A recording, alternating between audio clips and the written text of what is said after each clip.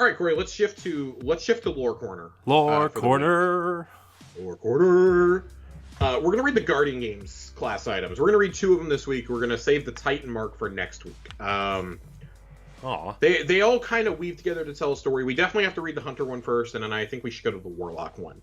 But this one is the Metal Mantle. Your reputation precedes you like a disregarded warning. Prakash was relieving himself against the base of the tower when his bodyguard Tolnik gave a sharp whistle.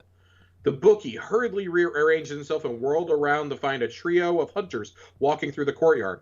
Tolnik kept his eyes on the fire team while whispering from the side of his mouth, "You're still unzipped." Unzipped. Prakash scoffed. "Worry about them, not my Alphanist 2. Good to see you," the bookie suddenly shouted in greeting as one of the hunters approached. "Come to place a few more Ingrams on tonight's matches?" The fire team leader rested his hand coolly on his sidearm. His compatriots lollygagged in the courtyard, juggling knives back and forth. "Actually, I've come to call off our bets," Alphanus 2 said casually. Prakash furrowed his brow. "Why's that? Not like you to miss the opening night of the games."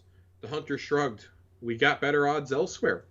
Tolnik's eyebrows shot up. Prakesh's blinked slowly as if he'd been slapped. In the courtyard, the 2 hunters began to bicker. They flung their knives back and forth with increasing ferocity. Prakash recovered and continued nonchalantly. "Yeah, sure thing, Alfie." He tapped the datapad on his arm. "There, all your bets are off." The hunter eased off his sidearm. "Thanks, Kesh." Behind him, one of his teammates yowled as a knife pierced his thigh. Alphanus 2 rolled his eyes. "What the hell are you idiots doing?" he shouted over his shoulders. "He stabbed me," the inter-hunter hollered. "Not my fault you can't catch," his juggling partner smugly replied. The wounded guardian ripped the knife dramatically from his thigh and held it aloft. "Shatter knife!" he screamed as he launched himself at his assailant. The pair fell to the ground, wrestling over the bloody knife. Alphanus 2 dove into the fray, trying to break it up. Their ghosts materialized above them, shouting in tiny voices. Tolnik shook his head in disbelief as the trio rolled around on the ground, spamming one another with melee attacks. Prakash leaned over and muttered, "Let's find out who's biting our business. We may need to send a message." Tolnik nodded slowly. "I'm on it, boss." And we're just gonna go out and launch straight into the second one. It's the Warlock Bond, the Metal Bond. Your reputation precedes you like a hint of perfume on the breeze. Prakash and his bodyguard Tolnik have been watching crowds of bettors come in and out of the Elixni corridor for over an hour. Clearly, whoever was stealing their business was gaining momentum. The bookmarker spotted a fire team of warlocks wafting down the street like a perfumed breeze. He approached them with his most disarming smile. "Hey, you guys are warlocks, right?" Prakash feigned a slight bumpkin accent. Their leader, a shadebinder, held out his hand and summoned a shimmering crystal staff out of thin air. "What tipped you off?" he smirked. His teammates posed smugly behind him. "It's your, fancy bracelets," Prakash replied, pointing to the warlock's arm. "That's a Celestine bond, you goober," the posing Dawnblade sneered. "Neat! I just got here from the farm," Prakash said, leaning into his plucky yokel act.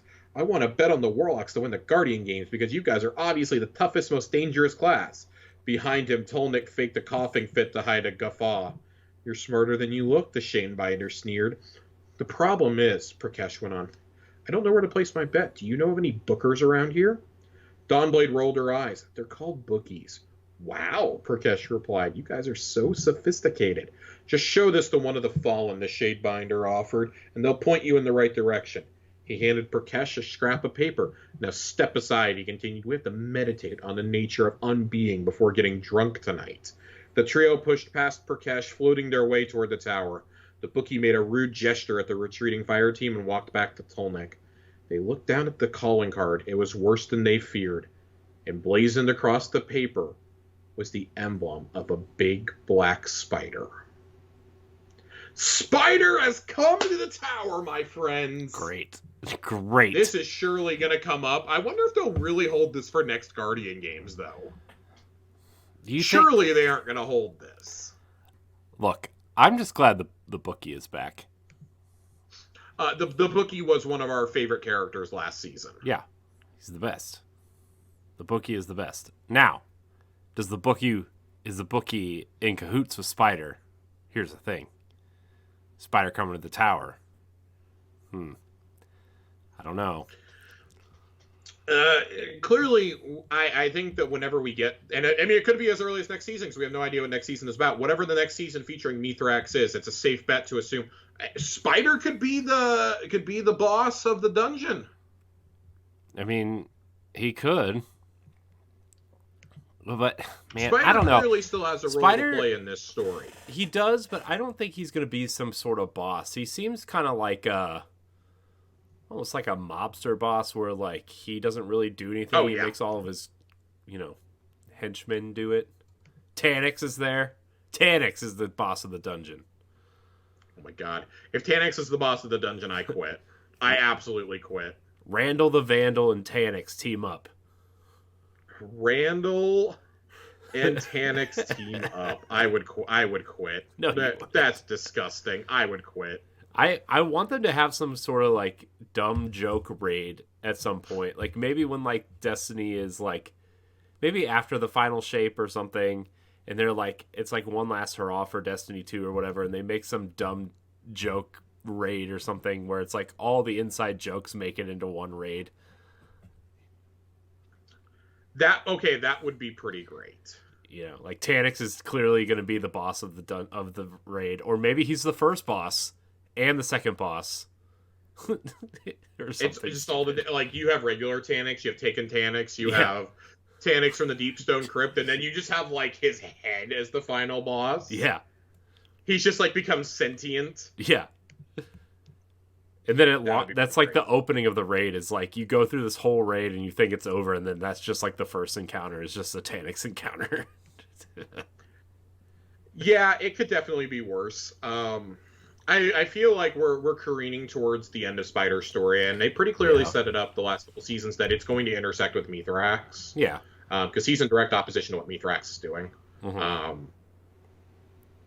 So I'm kind of wondering, like, is he really going to step in as the leader of the Fallen that refused to come in under Mithrax because his criminal empire has been dismantled now, this and that, or is he going to like reluctantly or is he going to try to get the help of the Guardian, and we have to kind of strafe between working for Spider and working with Mithrax, kind of a forsaken situation. The enemy is my friend.